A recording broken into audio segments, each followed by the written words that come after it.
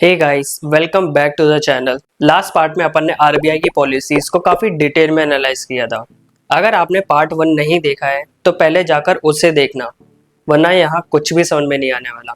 Link मैं आपको description में शेयर कर दूंगा। बाकी वीडियो शुरू करते हैं। जैसा कि अपन ने लास्ट पार्ट में डिस्कस किया था कि बैंक्स के पास बहुत सारी गवर्नमेंट सिक्योरिटीज होती है जो गवर्नमेंट ने 10 साल 20 साल के लिए इशू करी थी, और बैंक्स उन सिक्योरिटीज को आरबीआई के साथ प्लेज भी करता है जिससे कि वो लोन सिक्योर हो पाए। अब क्वेश्चन ये रेज होता है कि बैंक्स को क्या गवर्नमेंट सिक्योरिटीज इमीडिएटली बेचने की जरूरत पड़ सकती है? A big yes. बट वो सिक्योरिटीज बैंक डायरेक्टली गवर्नमेंट को नहीं बेच सकती, वो सिर्फ आरबीआई को ही बेच सकती है। तो इस सिचुएशन में आरबीआई एक एक्सचेंज खोल लेता है जिसमें एक टाइम पर बायर और सेलर दोनों एक साथ मिल जाते हैं और सिक्योरिटीज को एक्सचेंज कर लेते हैं। इसको ही ओपन मार्केट ऑपरेशन बोलते हैं।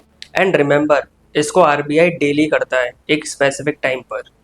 इसमें कई सारे छोटे छोटे क्वेश्चन भी रेज होते हैं, जैसे कि कोटक बैंक को अगर अपनी गवर्नमेंट सिक्योरिटीज बेचनी है तो वो किसे बेच सकते हैं? वेल, जो भी बायर उस टाइम पे अवेलेबल होगा उसे। What if nobody is there to buy दो सिक्योरिटीज? तो वो सिक्योरिटीज सेल नहीं होगी। क्या आरबीआई खुद वो सिक्योरिटीज को खरीद या बेच सकता है? Well yes. I know these are very silly questions but I have to. But आपके मन में एक जेन्युइन क्वेश्चन जरूर आया होगा कि ओपन मार्केट ऑपरेशन का एक्चुअल में पर्पस क्या है? वेल, इसका मेन पर्पस इकोनॉमी में लिक्विडिटी को मेंटेन करने का ही है, और उसके पीछे लॉजिक भी है, क्योंकि इसमें सिक्योरिटीज एक से दूसरे हाथ में ही जा रही है और इससे इकोनॉमी में पैसा बरकरार भी है। अब अपन को लास्ट टॉपिक और डिस्कस करना रह गया है, and that is inflation and recession. इसके बाद अपन इम्पैक्ट ऑफ स्टॉक मार्केट की बात करते हैं। सबसे पहले बात करते हैं इन्फ्लेशन की। इसको एक सिनेरियो से समझते हैं। मान लो आरबीआई ने रेपो रेट्स 5% से 1% तक कर दिए हैं पिछले एक साल में। इसका मतलब ये है कि ऑलरेडी मार्केट में काफ़ी सारा पैसा इंजेक्ट हो चुका है। इन जनरल लोगों के पास भी काफ़ी सारा पैसा आ चुका है। अब यही एक शॉपकीपर है जो स्वीट्स बेचता है 100 रुपीज़ पर केजी के हिसाब से। अब क्योंकि लोगों के पास पैसा ज़्यादा आ गया है तो वो शॉपकीपर 100 रुपीज़ पर केजी के स्वीट्स 120 पर केजी के हिसाब से बेचने लगता है, और वो स्वीट्स 120 के सेल भी होने लगते हैं। तो इसका सिंपल सा मीनिंग है, इन्फ्लेशन आ चुका है क्योंकि चीज़ों के रेट अपने आप ही बढ़ गए। बट आपके मन में ये डाउट ज़रूर आया होगा कि ये तो अच्छी बात है, लोगों के पास पैसा आ गया है, लोग नॉर्मल चीज़ें भी महंगे दामों पर खरीद पा रहे हैं। बट एक्चुअली में ये अच्छी बात ज़रा भी नहीं है, क्योंकि एक टाइम पर नॉर्मल चीज़ों के दाम इतने ज़्यादा बढ़ जाएंगे कि लोग उसे परचेज ही नहीं कर पाएंगे। बॉन्ड्स एक टाइम पे महंगी हो जाए चलेगा, बट नीड्स महंगी नहीं होना चाहिए। और इन्फ्लेशन कंट्रोल सिर्फ आरबीआई ही कर सकता है, क्वार्टर ऑन क्वार्टर अपने रेट्स को बढ़ाकर। अब बात करते हैं रिसेशन की। रिसेशन में तो पूरी कंट्री की इकोनॉमी ही डाउनफॉल में चली जाती है। लोगों के पास ना तो जॉब होती है और ना ही लग रही होती है। इवन दो लोगों के पास ना तो बॉन्ड खरीदने का पैसा होता है और ना ही नीड खरीदने का पैसा होता है। इन जनरल इकोनॉमी में पैसा ही नहीं होता है, जिससे सारे लोन सस्ते हो जाते हैं और आप लोग भी सस्ते लोन ले पाते हैं, जिससे कुल मिलाकर स्पेंडिंग्स बढ़ जाती है और इससे कंट्री की इकोनॉमी रिसेशन से बाहर आ जाती है। Take a look at this chart.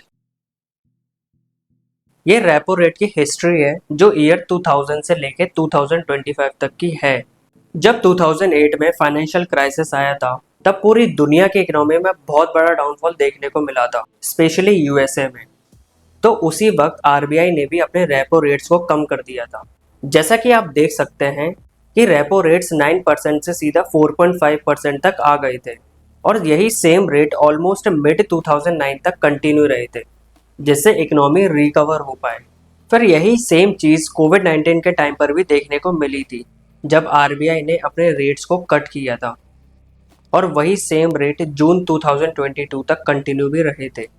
And I also want you to look at year 2000, जब इन्फ्लेशन इंडिया में इतना ज़्यादा बढ़ गया था कि आरबीआई को अपने रेपो रेट्स 16% तक ऊपर करने पड़ गए थे। मतलब 2000 में मार्केट में इतना ज़्यादा पैसा आ चुका था।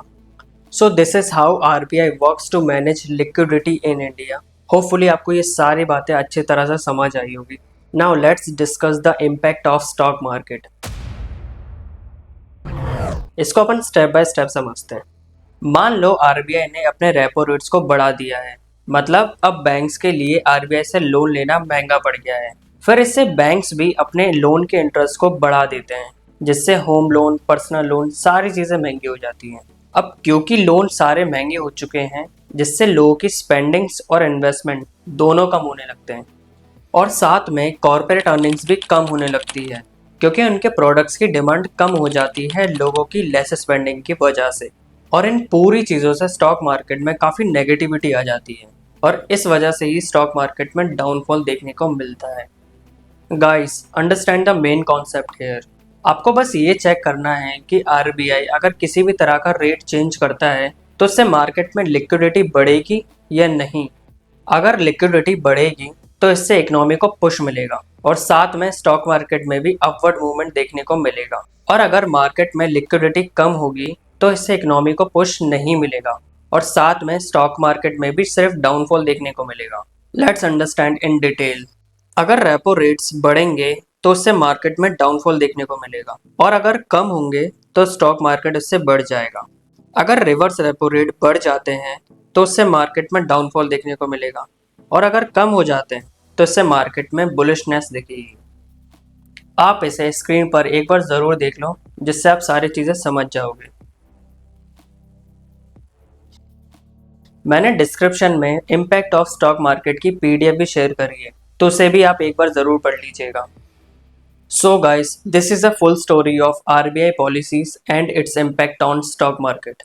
अगर ये वीडियो आपको थोड़ा भी इंफॉर्मेटिव लगा हो तो लाइक और सब्सक्राइब ज़रूर करना। इस बार टारगेट रखते हैं 12 लाइक्स के लिए, और मैं आपको सारे इंपॉर्टेंट टर्म्स डिस्क्रिप्शन में शेयर कर दूंगा, जिससे आप सारी चीज़ें बेटर तरह से समझ जाओ।